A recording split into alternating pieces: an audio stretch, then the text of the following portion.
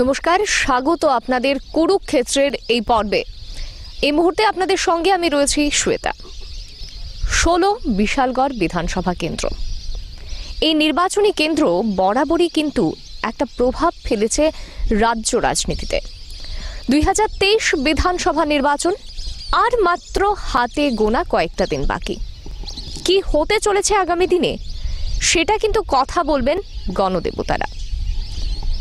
ইতিমধ্যেই প্রত্যেকটা রাজনৈতিক দল কিন্তু প্রচার প্রসার শুরু করে দিয়েছে।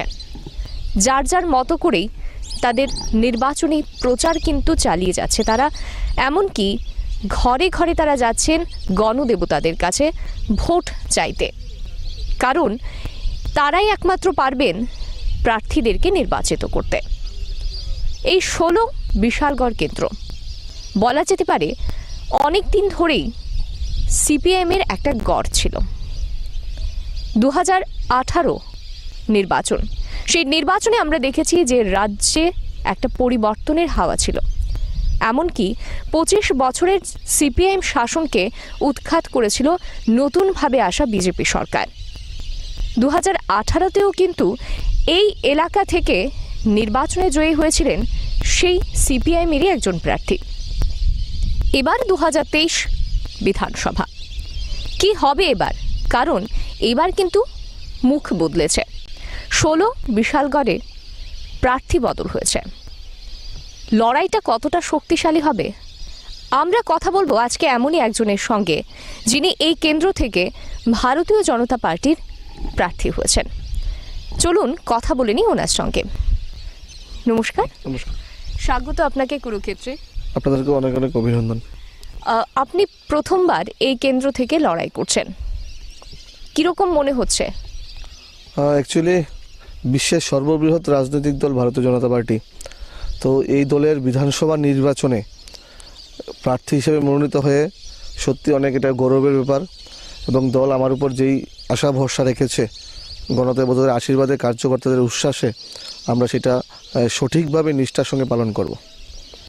সুশান্ত দেব একটা পরিচিত নাম 16 বিশালগড় কেন্দ্র থেকে, কারণ এর আগে তিনি ছিলেন এই এলাকারই মণ্ডল সভাপতি। কতটা শক্ত ঘাঁটি আমরা জানি এই বিশালগড় কেন্দ্র সিপিএমের জন্য, কিন্তু এবার কিন্তু পরিস্থিতি অন্যরকম। কি বলবেন এবার, কিরকম মনে হচ্ছে? রাজ্য রাজনীতির যে সমীকরণ বদলেছে তাতে বিশালগড়ের চেহারাটা ঠিক কীরকম? না, অ্যাকচুয়ালি বিশালগড়ের 2018 নির্বাচনে মানুষ যেই ভুলটা করেছিল, বিশালগড়ের পদ্মফুলের প্রার্থীকে মানুষ জিতাতে পারেনি। সে অবস্থায় মানুষের আশীর্বাদ পেয়ে যেই ভদ্রলোক পবিত্র বিধানসভায় বিধায়ক হয়ে গেছেন, উনি প্রত্যেকটা বিশালগড়বাসীর সঙ্গে বিশ্বাসঘাতকতা করেছেন।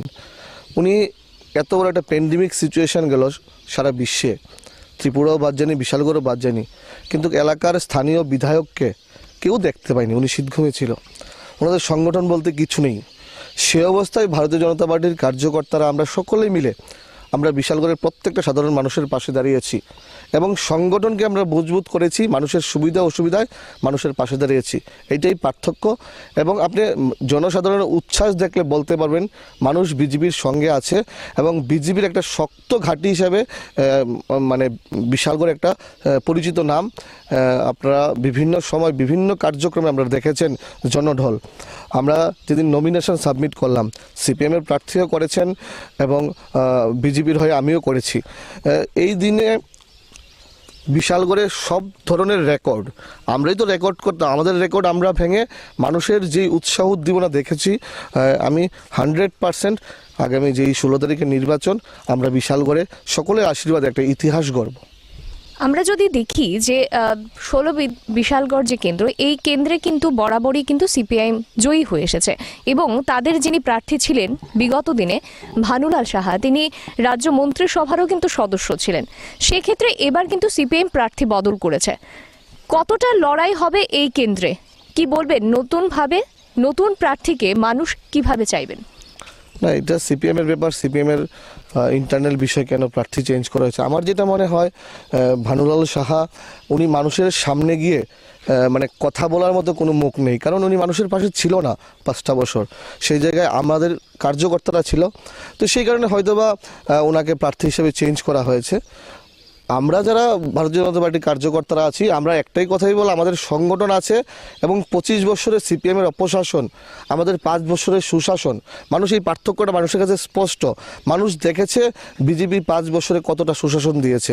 সে অবস্থায় দাঁড়িয়ে নিশ্চিত আমাদের জয়টা নিশ্চিত, এবং সিপিএম বা সিপিএম কংগ্রেসের জোটের যিনি প্রার্থী, ওনাদের জামানত বাজেয়াপ্ত হবে, সেটা কিন্তু বিভিন্ন মাধ্যমে আপনারা দেখতে পেয়েছেন।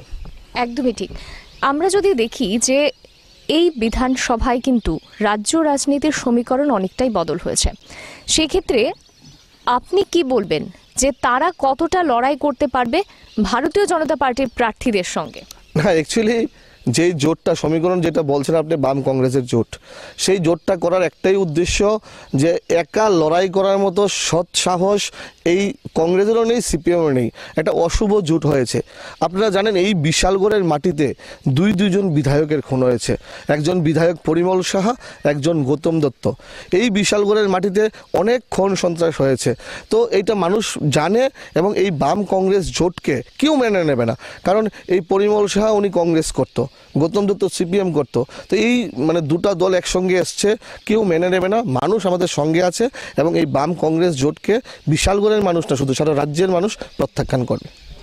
আমরা যদি দেখি এই 16 বিশালগড় কেন্দ্রে বিগত দিনে নিশ্চয়ই অনেকগুলো কাজ হয়েছে, সেটা কে করেছেন? সেটা কি রাজ্য সরকারের কাজকর্ম নাকি বিধায়কের কাজকর্ম?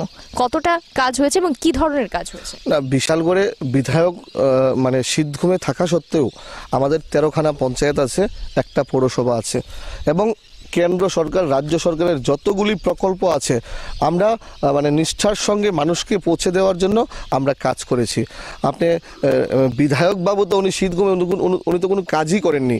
আপনি প্রধানমন্ত্রী আবাস যোজনার ঘর বলুন, এখানে উজ্জ্বলা যোজনার মাধ্যমে মায়েদেরকে গ্যাসের কানেকশান বলুন, সৌভাগ্য যোজনার মাধ্যমে গরিব অংশের মানুষকে বিদ্যুতের কানেকশান বলুন, জল জীবন মিশনের মাধ্যমে প্রত্যেকটা পরিবারকে পরিচ্ছন্ন পানীয় জলের ব্যবস্থা বলুন। তো প্রত্যেকটা বিষয়েই কিন্তু আমাদের সরকার সচেষ্ট কাজ করছে, এবং আমাদের পঞ্চায়েত পৌরসভার যারা কাউন্সিলর এবং প্রধানরা আছে বা মেম্বাররা আছে, প্রত্যেকে মিলে মানে মানুষকে পরিষেবা দেওয়ার জন্য কাজ করছে। সেই জায়গায় কিন্তু বিধায়কের ভূমিকা বিশাল করে নেই। একদম।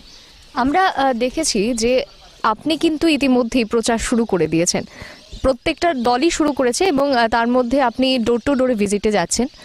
মানুষের থেকে কীরকম সাড়া পাচ্ছেন? মানে সত্যি আমি মানে বলার ভাষা নেই। বিভিন্নখানে আমি আবেগপ্রবণ হয়ে গেছি, যেখানে আমি এই প্রচারে বের হয়েছি। বিভিন্ন এলাকায় যখন যাচ্ছি, মায়েরা উলুধ্বনি দিয়ে, শঙ্খ ফু দিয়ে, ধান দুব্বা দিয়ে আশীর্বাদ করে বিভিন্নভাবে কিন্তু আমাকে কাছে টেনে নিচ্ছে, বুকে টেনে নিচ্ছে, আশীর্বাদ করছে। আমি আপ্লুত। এই বিশালগড়বাসী প্রত্যেকে চাইছে যে বিজেপির প্রার্থী হিসাবে আমাকে বিধানসভায় পাঠাতে। সকলের আশীর্বাদে সেটা কিন্তু মানে হবে, এবং যে প্রচারের কথা বলছেন, প্রচারে কিন্তু সিপিএম থেকে আমরা অনেক এগিয়ে। এটা আপনারা গণতন্ত্রের চতুর্থ স্তম্ভ, আপনাদের লেন্সে সব ধরা পড়ে, আপনারা সব দেখছেন। আমরা দেখেছি যে 2018 সালে রাজ্যে পরিবর্তন হয়েছে, এবং সেই পরিবর্তনের কিন্তু একজন আইকন ছিলেন বলা যেতে পারে, যার হাত ধরেই 2018-তে রাজ্যে পালা বদল হয়েছে, এবং তিনি বিপ্লব কুমার দেব। আপনি বিপ্লব কুমার দেবের ছত্রছায়ায় ছিলেন আমরা যতটা জানি। সেক্ষেত্রে এবার কিন্তু তিনি সরাসরি লড়াইয়ের ময়দানে নেই। কিভাবে ভারতীয় জনতা পার্টি এই লড়াইটা জয়ী হবে? চ্যালেঞ্জটা কত বড়, কি বলবেন? না, আমরা একটা সুশৃঙ্খল রাজনৈতিক দল। বিপ্লব কুমার দেব আমাদের মুক্তির মহানায়ক। ওনার হাত ধরেই কিন্তু আমরা এই রাজ্যে বাম উপশাসন থেকে আমরা মুক্তি পেয়েছি। উনি বিধানসভা লড়াইয়ে নেই, কিন্তু উনি রাজ্যসভার সাংসদ আছেন। উনি একটা রাজ্যের, হরিয়ানার মতো রাজ্যের একটা প্রভারী আছেন, যেটা ত্রিপুরা রাজ্যের ইতিহাসে এই প্রথম।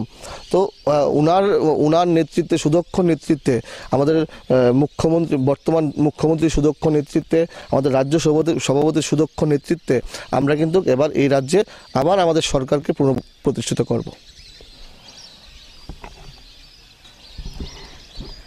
আমরা দেখেছি যে বিপ্লব কুমার দেব সরাসরি রাজনীতি না থাকলেও ওনার যারা বলা যেতে পারে ভাবশিষ্য ছিলেন একটা সময়, তারা কিন্তু এখন আবার ফিরে এসেছেন ময়দানের ভূমিতে, লড়াই করছেন। কারণ এবার কিন্তু চিত্রটা অন্যরকম, এবার কিন্তু পরিবর্তন নয়, এবার হবে প্রত্যাবর্তন। মানুষ কি চাইছেন সেটা কিন্তু কথা বলবেন মানুষরাই। 16 ফেব্রুয়ারি ভোট, তার আগে আর মাত্র হাতে গোনা কয়েকটা সময়। এই সময়টা যদি আমরা ধরি তাহলে বর্তমানে বিজেপির তরফ থেকে কিন্তু প্রচার শুরু হয়ে গেছে, স্টার ক্যাম্পেইনাররা রাজ্যে আসছেন। কীরকম প্রচার আর কীরকম প্রসার, সেই বিষয়টা নিয়ে কি বলবেন? না, প্রচারটা হলো একটা নির্বাচনের একটা অংশ। নির্বাচন আসলে প্রচার করতে হয়, কিন্তু সারা বৎসর মানুষের পাশে থাকলে সেই প্রচারটার আউটপুটটা ভালো আসে। যেহেতু আমরা 5টা বছর মানুষের পাশে ছিলাম, মানুষের সুখে দুঃখে ছিলাম, আমাদের প্রচারের আউটপুটে আপনারা দেখতে পাবেন মানুষের উৎসাহ উদ্দীপনা। মানুষ মানে বলার আগে একটা খবর পেলেই কিন্তু মানুষ ছুটে আসে, এবং সবাই ভারতীয় জনতা পার্টিকে, সর্বোপরি আমাদের যিনি দেশের যশস্বী প্রধানমন্ত্রী আছেন নরেন্দ্র মোদীজি, সবাই কিন্তু প্রত্যেকটা সবাই আমি গিয়ে দেখি সবাই নরেন্দ্র মোদীজিকে আশীর্বাদ করছে, কারণ উনি যেন দীর্ঘমেয়াদী আরও আমাদের জন্য এরকম সুন্দর সুন্দর পরিকল্পনা, সুপরিকল্পনার মাধ্যমে আমাদের দেশকে, আমাদের এই রাজ্যকে এবং আমাদের বিশালগড়কে শ্রেষ্ঠ বিশালগড়ে পরিণত করার জন্য ওনার আশীর্বাদটা আমাদের প্রয়োজন। প্রত্যেকে ওনাকে আশীর্বাদ করছে। তো সেই জায়গায় দাঁড়িয়ে আমরা যারা ভারতীয় জনতা পার্টির কার্যকর্তারা আছি, আমাদের প্রত্যেকটা কার্যক্রম, এই যে নির্বাচনী কার্যক্রম, প্রত্যেকটা গ্র্যান্ড সাকসেস হচ্ছে। আজকে আমাদের অনেকগুলা কার্যক্রম আছে, আপনারা দেখবেন প্রত্যেকটা কার্যক্রমে মানুষের উপচে পড়া ভিড় হচ্ছে। আমরা দেখেছি যে 2018 সালে যখন বিজেপি ক্ষমতায় এসেছিল, তার আগে নির্বাচনী প্রতিশ্রুতি অর্থাৎ ভিশন ডকুমেন্টে অনেকগুলো কাজের কথা বলা হয়েছিল। সেই কাজগুলো, সেই ভিশন ডকুমেন্ট কতটা সম্পন্ন হয়েছে বলে মনে করেন আপনি? প্রায় মানে 90% বেশি কাজ এই করোনা প্যান্ডেমিক থাকা সত্ত্বেও আমাদের ভিশন ডকুমেন্টের 90% উপরে কাজ কিন্তু সম্পন্ন হয়েছে, এবং ভিশন ডকুমেন্টের বাইরে গিয়েও অনেকগুলা কাজ কিন্তু আমাদের রাজ্য সরকার করেছে, যেটা ত্রিপুরাবাসী মানে উপকৃত। তো সেই জায়গায় দাঁড়িয়ে আমরা কথা দিয়ে কাজ, মানে কথা কাজে আমাদের সমান। তো সেই জায়গায় দাঁড়িয়ে মানুষ আমাদের সঙ্গে আছে, এবং এটা আবারও বলছি, 2 তারিখে যেদিন রেজাল্ট হবে ভোট বাক্সে কিন্তু সেটা প্রমাণিত হবে। অনেকে কিন্তু বলছেন যে যারা বিরোধীরা, যে ভিশন ডকুমেন্টের যে কাজগুলো ছিল সেই কাজগুলো কিন্তু সম্পূর্ণ হয়নি সঠিকভাবে, তারা বারবার অভিযোগ করছেন। সেই ক্ষেত্রে বিরোধীরা যে কথাটা বলছেন, আপনি তাদেরকে কি উত্তর দেবেন? না, তথ্য নিয়ে কথা বলতে হবে, তথ্য ছাড়া কথা বললে হবে না। বিরোধীরা তথ্যভিত্তিক আলোচনা করে না। আমি বিভিন্ন টক শোতে বিরোধীর সঙ্গে বসেছি, ওনারা তথ্যভিত্তিক আলোচনা নেয়, হাওয়ার উপর কথা বললে হবে না। ওনারা মানে মন গড়া কথাবার্তা বলে তো হবে না। আমরা আমাদের ভিশন ডকুমেন্টে যে পয়েন্টগুলো আছে, যে স্টুডেন্টদের মধ্যে স্মার্টফোন দেওয়া, আমাদের প্রত্যেকটা স্টুডেন্টের অ্যাকাউন্টে কিন্তু 5,000 টাকা করে ঢুকে গেছে। আমাদের প্রথম মন্ত্রিসভার প্রথম সিদ্ধান্তে আমাদের যারা সরকারি কর্মচারীরা আছে ওনাদেরকে 7 পে কমিশনের আওতা আনা হয়েছে। বর্তমানে মানে টোটাল মিলিয়ে এই রাজ্যে এই 5 বছরে 20% ডিএ সরকারি কর্মচারীকে দেওয়া হয়েছে, যেটা নজিরবিহীন ঘটনা। তো বিভিন্নভাবে আমাদের সরকার যেই প্রতিশ্রুতিগুলো দিয়েছে সেইগুলো পালন করার চেষ্টা করছে। আর এই প্রথম মানে ত্রিপুরা রাজ্যের রাজনীতির ইতিহাসে এই প্রথম কোনো রাজনৈতিক দল নিজের রিপোর্ট কার্ড, পরিসংখ্যান, আমরা 5 বছরে আমাদের বিধানসভায় কী কাজ করেছি, আমাদের রাজ্যে কী কাজ করেছি, আমরা প্রত্যেকটা মানুষের ঘরে ঘরে পৌঁছে দিয়েছি। এইটাই কিন্তু ডিফারেন্স, এইটাই পার্থক্য। এই সৎসাহস একমাত্র ভারতীয় জনতা পার্টির আছে। আমরা দেখেছি যে এবার কিন্তু বিজেপির যে প্রার্থী তালিকা, সেই প্রার্থী তালিকার মধ্যে অনেক জায়গাতেই মহিলাদেরকে দাঁড় করানো হয়েছে। অর্থাৎ বিজেপি এর আগে মহিলা সশক্তিকরণের যে নারা তৈরি করেছিল, সেই বিষয়টাই কি এই প্রার্থী তালিকাতে দেখানো হয়েছে, কি বলবেন? ঠিক, মহিলাদেরকে সম্মান একমাত্র ভারতীয় জনতা পার্টি করতে পারে। আপনারা দেখেছেন নরেন্দ্র মোদীজির উপস্থিতিতে 33% রিজার্ভেশন করা হয়েছে এই রাজ্যের মায়েদের জন্য। তো মায়েদেরকে সম্মান একমাত্র ভারতীয় জনতা পার্টি করতে পারে, এবং মায়েদেরকে সম্মান জানিয়েই আমাদের এই প্রার্থী তালিকায় মহিলার সংখ্যা অনেক বেশি। মহিলারা কতটা লড়াইয়ের ময়দানে শক্তিশালী তা কিন্তু এর আগেও আমরা যখন উপনির্বাচন হয়েছিল তখন আমরা দেখেছি। উপনির্বাচনের যে ফলাফল, সেক্ষেত্রে তিনটি জায়গার মধ্যে দুটি জায়গাতেই বিজেপি জিতেছে, একটি জায়গা কিন্তু সেখানে দখল করতে পারেনি বিজেপি। এবারও সেই একই জায়গাতে একই প্রার্থী দাঁড়িয়েছেন, কি বলবেন লড়াই কতটা হবে? নতুন যিনি প্রার্থী হয়েছেন বিজেপির তরফে তিনি কতটা লড়াই করতে পারবেন সেই জায়গাতে? না, আপনি যেই ভদ্রলোকের কথা বলেছেন, ওনাকে আমি প্রত্যেকটা সবাই বলে থাকি, উনি রাজনীতিকে ব্যবসা মনে করে, উনি একজন রাজনৈতিক দোকানদার। কারণ আপনারা দেখেছেন উনি গত লোকসভা নির্বাচনে তৎকালীন সময়ে উনি বিজেপির মন্ত্রী ছিল, মন্ত্রী থেকে উনি কংগ্রেসের জন্য জয়গান করেছে। উনি গত পৌরসভা নির্বাচনে বিজেপিতে থেকে উনি তৃণমূলের জন্য কাজ করেছে। বর্তমানে উনি কংগ্রেসে যোগদান করে উনি সিপিএমের জয়গান করছে। তো উনি রাজনৈতিক দোকানদার। এই 2 তারিখে ওনার দোকানের ঝাঁপ বন্ধ হয়ে যাবে এবং আমাদের প্রার্থী এখানে বিপুল পরিমাণ ভোটে জয় জয়কার করবে। 16 বিশালগড় কেন্দ্র, এই কেন্দ্রে বিগত দিনে যদি দেখা যায় পুরো রাজ্যবাসী কিন্তু সেটা দেখেছে যে এই এলাকাতে রাজনৈতিক যে সংঘর্ষ, রাজনৈতিক খুন সন্ত্রাস, এই বিষয়গুলি প্রচুর হয়েছে। কিছু হয়তো আমাদের সামনে এসেছে এবং কিছু হয়তো চাপা পড়ে গেছে। এর মধ্যে সবচাইতে বড় যে দুটো বিষয়, আমরা যদি একটু পিছিয়ে যাই তাহলে দেখব যে পরিমল সাহা হত্যাকাণ্ড এবং সেই সঙ্গে গৌতম দত্ত হত্যাকাণ্ড কতটা প্রভাব ফেলেছে এই 16 বিশালগড় কেন্দ্রে। কি বলছেন এখানকার মানুষ, আমরা জিজ্ঞেস করব প্রার্থীকে। এখানকার মানুষের কি মতামত এই বিষয়টা নিয়ে? না, মানুষ তো অ্যাকচুয়ালি সন্ত্রাসকে খুনকে বিশ্বাস করে না এবং সিপিএমের বরাবরই সিপিএমের এইটাই একটা সিস্টেম চালিয়ে গেছে যে খুন সন্ত্রাসের মাধ্যমে কিভাবে নিজের ক্ষমতাকে জাহির করা যায়, টিকিয়ে রাখা যায়। আপনারা দেখে আপনার মুখেই শুনতে পেলাম এখন এই গৌতম দত্ত এবং পরিমল সাহা দুজনেই বিশালগড়ের সন্তান। এই দুজন রাজনৈতিক খুন হয়েছে। এই দুজনের রাজনৈতিক খুনের পরেও আজকে কি অন্যায় ছিল গৌতম দত্তের মায়ের, কি অন্যায় ছিল পরিমল সাহার মায়ের।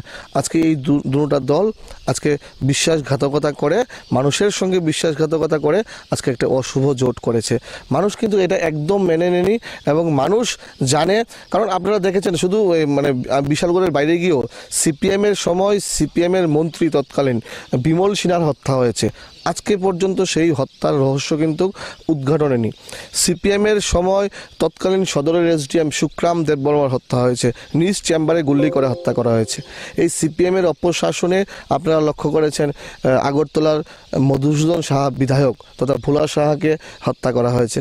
তো এটা সিপিএমের অপশাসনে এই হত্যা সন্ত্রাস চলতেই থাকছিল এবং মানুষ বীতশ্রদ্ধ হয়ে গত 18 নির্বাচনে বিজেপিকে ক্ষমতায় এনেছে এবং বিজেপির সুশাসনে মানুষ স্বস্তির নিঃশ্বাস নিচ্ছে এবং আগামী নির্বাচনেও সেটার প্রতিফলন হবে। আপনি যেটা বললেন যে ঘটনাগুলো হয়েছে সেই ঘটনাগুলোর কিন্তু সঠিক তদন্ত আজ অবধি হয়নি, আমরা বলে নিতে পারি। সেক্ষেত্রে আমরা যদি দেখি যে তারা যে জোটটা তৈরি করেছে বাম এবং কংগ্রেস জোট, এই জোটটা শুধুমাত্র তাদের যে নেতা বা নেতৃত্বরা রয়েছে তারাই কিন্তু করেছেন, কিন্তু যারা একেবারে সাধারণ কর্মীরা রয়েছেন তারা কতটা মেনে নেবেন এই বিষয়টাকে? কারণ আমরা জানি যে প্রত্যেকটা দলেরই একটা আদর্শ থাকে, সেই আদর্শ অনুযায়ী কেউ কংগ্রেস করতো, কেউ সিপিএম করতো। বর্তমানে নেতৃত্বরা সেখানে জোট তৈরি করেছে। সাধারণ কর্মীদের চিন্তাধারাটা এই মুহূর্তে নির্বাচন ঘনিয়ে এসেছে, কি হবে, কি বলবেন?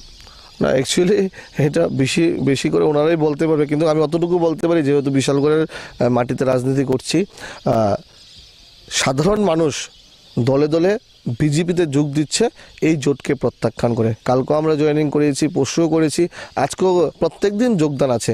যোগদানটা কেন করছে?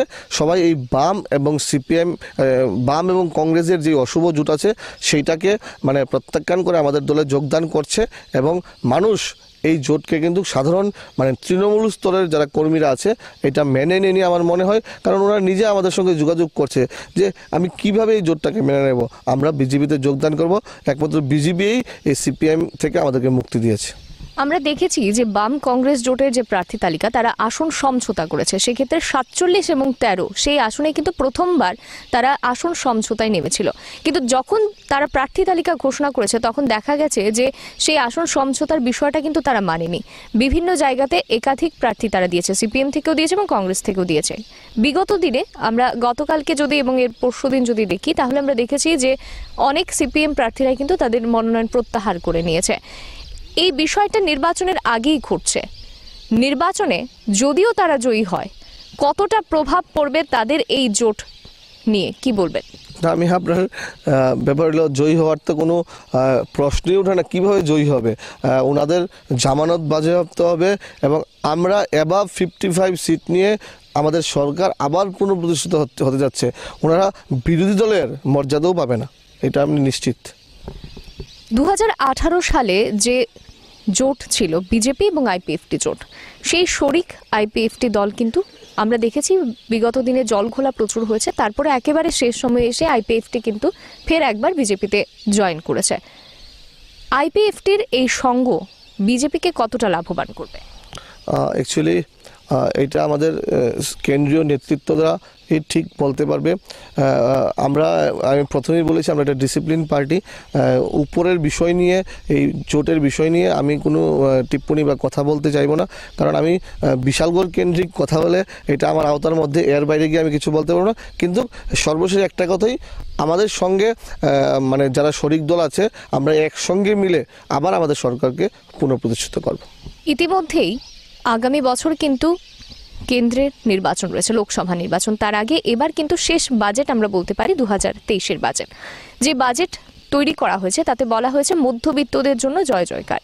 এই মধ্যবিত্তদের জন্য যে বাজেট তৈরি করা হয়েছে তাতে কি মনে হয় সাধারণ মানুষরা কতটা মেনে নেবে বিষয়টাকে, এবং এইবারের যে বিধানসভা নির্বাচন, এই নির্বাচনে এই বাজেটটা কতটা প্রভাব ফেলবে? না, বরাবরই ভারতীয় জনতা পার্টি সাধারণ মানুষের কথা চিন্তা করে। মানে দেশের, যেহেতু বিশ্বের সর্ববৃহৎ রাজনৈতিক দল, আমাদের একটা আইডিওলজি আছে, আমাদের যে একাত্ম মানববাদ আছে, এই পঞ্চনিষ্ঠা আছে, এখানে স্পষ্ট ভাষায় লেখা আছে অন্ত্যোদয়। আমাদের সমাজে যারা পিছিয়ে পড়া লোকরা আছে, যারা মধ্যবিত্তরা আছে, ওনাদের জন্যই কিন্তু আমাদের সরকার কাজ করছে। এবং প্রত্যেকটা বাজেটেই আমাদের মানে জনমুখী বাজেট, এবারের বাজেটও জনমুখী বাজেট হয়েছে এবং মানুষ আমাদের পাশে আছে, পাশে থাকবে এবং মানুষ আমাদের সরকারকে সাপোর্ট করে যাবে। আমরা যদি দেখি যে রাজ্যে বিগত দিনে একটা বিষয় যেটা উঠে এসেছে সেটা হলো জনজাতিদের যে দল, তিপ্রামথা দল, সেই দল কিন্তু এডিসি এলাকাতেও তারা জয়ী হয়েছে। এবারের নির্বাচনেও তারা অনেকগুলো কেন্দ্রে প্রার্থী দিয়েছে। জনজাতি যে এলাকাগুলি রয়েছে সেই এলাকাগুলোতে বিজেপির জন্য তিপ্রামথা কতটা চ্যালেঞ্জিং হয়ে দাঁড়াবে? আমাদের বিশালগড়ে জনজাতি ভোটার প্রায় 1,500 আছে। 2টি বুথ আছে আমাদের জনজাতি এলাকায়। আমি এতটুকুই বলতে পারি, সারা রাজ্যে তিপ্রামথা যখন এডিসি দখল করেছে, বিশালগড়ে কিন্তু আমাদের ভারতীয় জনতা পার্টিরই ওইখানে লিড হয়েছিল। আমরা 1,500 ভোটের মধ্যে আমরা 900 ভোট আমরা পেয়েছিলাম, বাকিরা তিপ্রামথা পেয়েছিল। তো আমাদের এখানে আমাদের যারা জনজাতিরা আছে বিশালগড় এলাকার, ওনারা ভারতীয় জনতা পার্টির পাশে আছে, ভারতীয় জনতা পার্টির সাথে আছে। আমরা দেখেছি যে বিজেপি যখন শাসক দলে তখন প্রধান বিরোধী পার্টি হিসেবে কিন্তু সিপিএম ছিল। সেক্ষেত্রে বর্তমানে তারা কংগ্রেসের সঙ্গে জোট করেছে, যারা ছিল সিপিএম এর আমলে প্রধান বিরোধী কংগ্রেস। বর্তমানে তিপ্রামথা দল, তৃণমূল দল, নির্দলের প্রার্থীও এবার আমরা দেখেছি প্রার্থী তালিকাতে প্রচুর রয়েছে। তার মানে আমরা কি বলতে পারবো যে বিরোধীরা কি এই মুহূর্তে রাজ্যে ততটা শক্তিশালী নয়? তার ফলে কি এই পরিমাণে নতুন নতুন রাজনৈতিক দলের উত্থান, নতুন নতুন প্রার্থীদের উত্থান, বিজেপির সঙ্গে সেই লড়াইয়ে তারা শক্তিশালী নয় বলেই কি এমনটা হচ্ছে? কি বলবেন? না, আমি তো প্রথমেই বললাম বিজেপির সাথে একা লড়াই করার মতো সৎসাহস কারণ নেই। এবার বিভিন্নখানে তিপ্রামথার প্রার্থী দিয়েছে, বিভিন্নখানে নির্দল দিয়েছে, তৃণমূল দিয়েছে। ভোটের বাক্সে, ভোটের রেজাল্টে এটা কি হবে, এটা 2 তারিখ আপনারা দেখতে পাবেন। আমি আবারও বলছি, আমাদের রাজ্য সভাপতি বলেছেন আমরা 60খানার মধ্যে 60খানা আসন নিয়েই ক্ষমতায় আসছি। তো আমাদের প্রত্যেকটা আসনেই আমরা মানে জয়ের ব্যাপারে নিশ্চিত। আমাদের সংগঠন এবং সর্বোপরি আমাদের যেই সরকারি প্রকল্পগুলো পেয়ে সাধারণ মানুষ কিন্তু অত্যন্ত খুশি, অত্যন্ত আনন্দিত। মানুষ আমাদের পাশে আছে, এইটাই আমাদের ভরসা।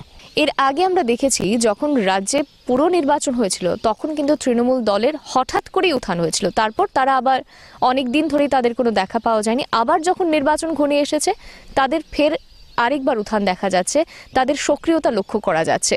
কি বলবেন, এতদিন যারা ঘুমেছিল আবার জেগে উঠেছে, কতটা লড়াই করতে পারবে তারা? না, গত পৌরসভা নির্বাচন আমি একটু আগে বললাম আপনাকে যে ও একটা এজেন্ট ছিল যে তৃণমূল হয়ে কাজ করেছে, উনি বিজেপিতে থেকে তৃণমূল হয়ে কাজ করেছে। যাই হোক, এই বিষয়ে আমি যাচ্ছি না। তৃণমূল কংগ্রেসের এই রাজ্যে কিছুই নেই। তৃণমূল কংগ্রেসের রেজাল্ট কিন্তু ডাবল জিরোই হবে। এবং আমরা দেখেছি যেইভাবে এই পশ্চিমবঙ্গে আমাদের কার্যকর্তাদের উপর নির্মমভাবে সন্ত্রাস চালাচ্ছে, আমাদের রাজ্যে এই তৃণমূল মানে 1 ইঞ্চি জমি ওনাদের নেই। আমরা দেখেছি যে বিগত দিনে রাজ্যে দল বদলের রাজনীতি প্রচুর হয়েছে। এই দল বদলের রাজনীতিটা মানুষ কিভাবে মেনে নেয় বা কিভাবে মেনে নেবে আগামী দিনে?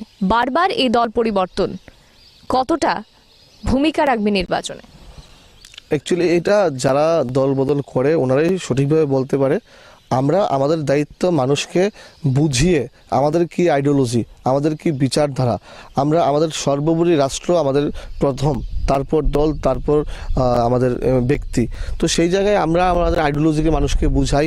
মানুষ আমাদের আইডিওলজিতে বিশ্বাস করে, ভালোবেসে আমাদের দলে সামিল হয়। এবং যারাই আমাদের দলে আসে আমরা প্রত্যেককে মানে সাদরে বরণ করে নিই। কারণ ভারতীয় জনতা পার্টি হলো একটা পবিত্র গঙ্গার মতো, এখানে যেখান থেকে এসে মিশবে পবিত্র হয়ে যাবে। তাই আমরা প্রত্যেককে বলি ওয়েলকাম, আমাদের দলে আসো। একটা সুন্দর রাজনৈতিক দল, যেই দলে একটা আইডিওলজি আছে, বিচারধারা আছে, এবং যেই দল সর্বোপরি রাষ্ট্রকে ভালোবাসে, সেই দলে আসো এবং রাষ্ট্রের জন্য সেবা করো।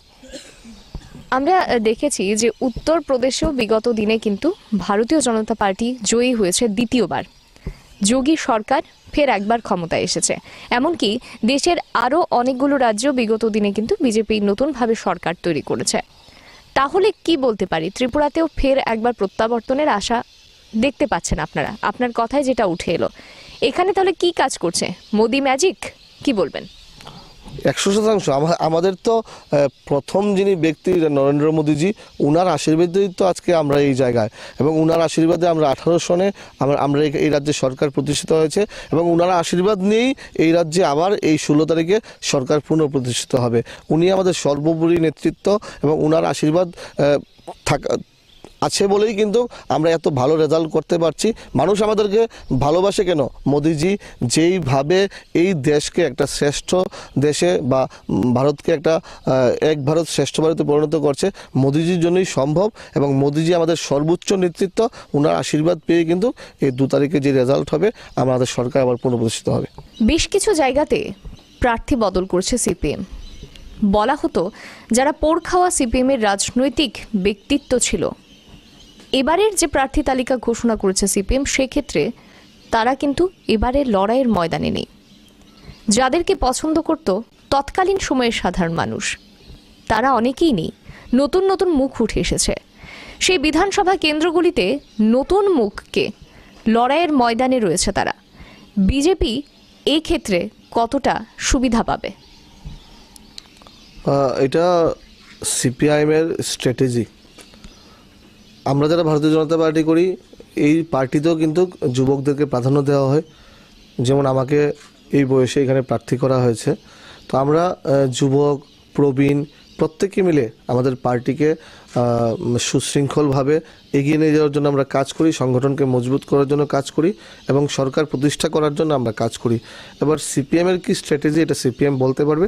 আমাদের স্ট্র্যাটেজি আমরা প্রত্যেককে নিয়ে, সমাজের প্রত্যেকটা অংশের মানুষকে নিয়ে, প্রবীণ, নবীন এবং আপনারা যারা মহিলারা, মায়েরা আছে, প্রত্যেককে নিয়ে আমরা আমাদের পার্টিকে, আমাদের সরকারকে আমরা পরিচালনা করি। একটা দেশের জন্য যুব শক্তি কিন্তু একটা বড় বিষয় সেক্ষেত্রে। এবং যুব শক্তির যদি কথা বলি, তাহলে ভারতীয় জনতা পার্টি তাদের মধ্যে কিন্তু যুব শক্তির প্রতি যে টান বা তাদেরকে দলে লড়াই করার যে স্থান দেওয়ার প্রসঙ্গ আসে, সে বিষয়টা আমরা বরাবরই দেখে এসেছি। এই বিষয়টা কতটা শক্তিশালী করে দলকে, কি বলবেন? না, যুবকরাই তো একটা পার্টির মূল পিলার স্তম্ভ। তো যুবকদেরকে নিয়ে এই পার্টিতে এই মানে প্রত্যেকটা যুবক, প্রত্যেকটা নতুন ভোটার নরেন্দ্র মোদীজিকে ভালোবাসে, প্রত্যেকটা নতুন ভোটার ভারতীয় জনতা পার্টির সঙ্গে কাজ করতে মানে উদ্গ্রীব হয়ে থাকে। তো আমাদের সঙ্গেও মানে এই বিশালগড়ের প্রচুর যুবক আমাদের সঙ্গে আছে, এবং আমরা কিছুদিন আগে নতুন ভোটারদেরকে নিয়ে আমরা একটা প্রোগ্রাম করেছিলাম। উপচে পড়া ভিড় হয়েছিল। প্রত্যেককে আমি জিজ্ঞেস করেছিলাম যে তোমরা রাজনীতি বুঝো কি না। সবাই বলছে যে রাজনীতি বুঝি না। যখন বললাম যে কে কে মোদিজিকে ভালোবাসো, প্রত্যেকটা ছেলে বোনেরা সবাই বললো, যারা যুবক যুবিতারা আছে বললো যে সবাই মোদিজিকে ভালোবাসে। তো এইটাই কিন্তু আমাদের সবচেয়ে বড় পাওনা। যুবকরা মোদিজির পাশে আছে, এবং যুব সমাজকে যত বেশি সামনের দিকে এগিয়ে নিয়ে যাবে তত রাষ্ট্রের উন্নয়ন হবে, এবং সেটা ভারতীয় জনতা পার্টিও করছে, আমাদের সরকারও করছে। আমরা দেখেছি যে কর্মসংস্থান একটা বড় ইস্যু বলা যেতে পারে, আমাদের রাজ্যে নয় সমগ্র দেশেই। সেক্ষেত্রে বিরোধীরা বরাবর অভিযোগ করে এসছেন যে রাজ্যে কর্মসংস্থানের সেই রকম ব্যবস্থা তৈরি করেনি শাসক দল। বেকার সমস্যা নিরসন কিন্তু এক্ষেত্রে অনেকটাই রয়ে গেছে, তারা বরাবর অভিযোগ করছেন। কতটা এই অভিযোগটা ঠিক, কি বলবেন? ওরা কোন মুখে এই কথা বলে? লজ্জা থাকা দরকার। কারণ এই 10,323 এটা সিপিএম সরকারের জন্যই কিন্তু আজকে 10,323-এর মানে অবস্থা, এরকম অবস্থা হয়েছে।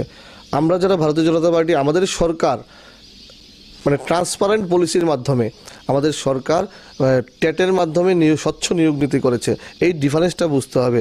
সিপিএম করলে 10,323 হবে, ভারতীয় জনতা পার্টি করলে টেটের মাধ্যমে স্বচ্ছ নিয়োগ নীতির মাধ্যমে আমার ভাই বোনেরা চাকরি পাবে। এই ডিফারেন্সটা বুঝতে হবে, এবং সারা রাজ্যের যুবক যুবতীরা ডিফারেন্সটা বুঝে গেছে যে আমাদের সরকার ট্রান্সপারেন্ট, আমাদের সরকার চাকরি দিচ্ছে কিন্তু একটা স্বচ্ছ নিয়োগ নীতির মাধ্যমে দিচ্ছে।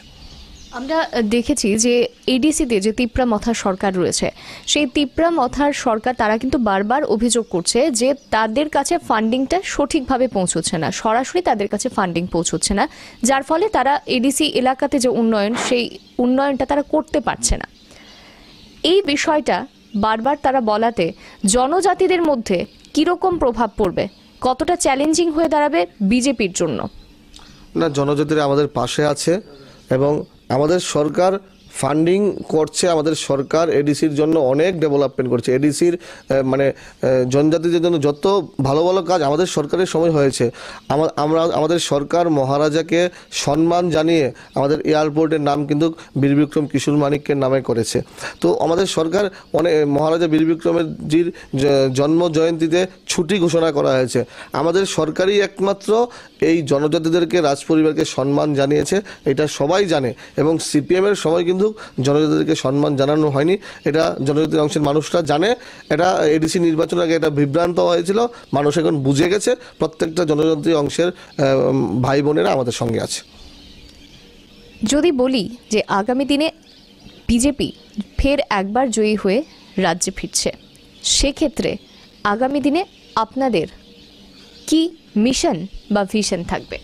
আমাদের সরকার, আমাদের ম্যানিফেস্টো তৈরি হচ্ছে, আমাদের আগামী দিনের ভিশন ডকুমেন্ট তৈরি হচ্ছে। আমাদের ম্যানিফেস্টোর মাধ্যমে আপনারা এটা জানতে পারবেন। একটা কথাই বলতে পারি, বিশালগড়ের মানুষ যদি আমাকে বিধায়ক হিসাবে পবিত্র বিধানসভায় পাঠায়, একটা কথা দৃঢ়তার সঙ্গে বলতে পারি, প্রত্যেকটা বিশালগড়বাসীর সুখে দুঃখে দিনরাত্র কাজ করব, এবং বিশালগড়কে শ্রেষ্ঠ বিশালগড় পরিণত করার জন্য সকলের আশীর্বাদ নিয়ে বিশালগড়ের জন্য কাজ করব। একেবারে শেষ পর্যায়ে চলে এসেছি আমরা। আমি শেষে একটা বিষয় আপনার কাছে জানতে চাইব যে আপনি প্রার্থী হয়ে দাঁড়িয়েছেন, জনসাধারণের কাছে কি আহ্বান থাকবে আপনার? একটাই আহ্বান থাকবে, আমি ঘরের ছেলে, প্রত্যেকে আমাকে চিনে। আপনারা হয়তোবা জানেন, অনেকে যারা এখানে লোকাল সংবাদ জগতের সঙ্গে যারা জড়িত আছে, আমি 3-3.5 বছর মণ্ডল সভাপতির দায়িত্ব সাংগঠনিকভাবে পালন করেছি। আমার সাধ্যমতো আমাদের কার্যকর্তাদের সঙ্গে নিয়ে প্রত্যেকটা মানুষের পাশে দাঁড়িয়েছি, মানুষের সুখে দুঃখে আমরা পাশে দাঁড়িয়েছি। এই করোনার প্যান্ডেমিক সিচুয়েশনেও সাধ্যমতো মানুষকে সাহায্য করেছি, এবং যেই লোক আমাদের এখানে যে কোনো সাহায্যের জন্য এসেছে কেউ ফেরত যায়নি, প্রত্যেককে আমরা সাহায্য করেছি। এইটাই একটা বিষয়। এবং কি বলবো, বিশালগড়ের মানুষ আমাকে পেয়ে যতটুকু মনে হচ্ছে খুব খুশি, এবং আমি ওনাদের মানে একটা মানে সন্তানের মতো, বিশালগড়বাসীর সন্তানের মতো ওনাদের কাজ করতে চাই এবং বিশালগড়কে এগিয়ে নিয়ে যেতে চাই। ধন্যবাদ আপনাকে অনেক অনেক আমাদের সঙ্গে এই কুরুক্ষেত্রের পর্বে অংশগ্রহণ করার জন্য। আমরা কুরুক্ষেত্রের যে পর্ব আপনাদের সামনে তুলে ধরছি তাতে আমরা বিভিন্নভাবে তুলে ধরার চেষ্টা করছি যে রাজ্যের বিভিন্ন প্রান্তে নির্বাচনের প্রাক মুহূর্তে ঠিক কী ঘটতে চলছে, জনসাধারণ কি চাইছেন, প্রার্থীরা কি বলছেন, তাদের মুখের কথাই আপনাদের সামনে গ্রাউন্ড জিরো থেকে তুলে ধরার চেষ্টা করেছি। এই মুহূর্তে আমরা যার সঙ্গে কথা বললাম, শ্রী সুশান্ত দেব, তিনি 16 বিশালগড় কেন্দ্র থেকে বিজেপি দলের প্রার্থী হয়েছেন। তিনি যেটা বললেন যে বিশালগড়বাসী চাইছেন যে বিজেপি যেন আবার ফিরে আসে, অর্থাৎ প্রত্যাবর্তনই কিন্তু চায় তারা। তিনিও জয় নিয়ে যথেষ্ট আশাবাদী, প্রচারে যাচ্ছেন, সেই জায়গাতে গিয়েও প্রচারে মানুষের সেই আশীর্বাদটা পাচ্ছেন, সেই সাড়াটা পাচ্ছেন যুবকদের থেকেও বয়োজ্যেষ্ঠদের থেকেও। নির্বাচনের দামামার যে প্রহর আমরা হাতে গুনছি, আর মাত্র কয়েকটা দিন বাকি, তারপরেই কিন্তু বোঝা যাবে কে বসছেন ক্ষমতার মসনদে, কে বসছেন মুখ্যমন্ত্রী আসনে। যে দলই আসবে না সেই দল কি চাইবে, সর্বোপরি জনগণ যেটা চায় সেটা হলো শান্তি শৃঙ্খলা। রাজ্যের যে শান্তি সম্প্রীতি, জাতি জনজাতির যে মিলন, সেই শান্তি সম্প্রীতির যে পরিবেশ, সে বিষয়টাই কিন্তু জনগণ সর্বোপরি মাথায় রাখবে। গণদেবতারা কি বলবেন, গণদেবতারা কি বলছেন, প্রত্যেকটা বিষয় আপনাদের সামনে আমরা তুলে ধরার চেষ্টা করছি, অনুসন্ধান করছি। ক্যামেরা পার্সন তীর্থঙ্করের সঙ্গে আমি শ্বেতা। দেখতে চোখ রাখুন কুরুক্ষেত্র 2023-এ।